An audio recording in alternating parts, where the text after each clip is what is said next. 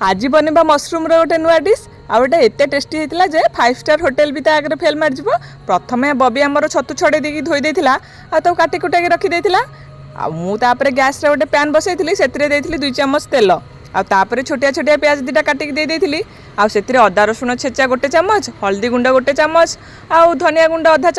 चामच Kashmiri chilli powder आधा चामच गरम मसला ताकू टिके भाजीदेला गोटे छोट टमाटो काटिक देती टमाटोटा टिके हो गला से आम छतुटा पकई देती से 1.5 चामच लुण लुण पकईकी हाई फ्लेम रे भल भाव भाजी देती घोड़े 5 मिनिट रखिली खोलिकी तार पानीटा मर सारा से 2 चामच क्षीर सर देती आ 1 चामच अटा गुंड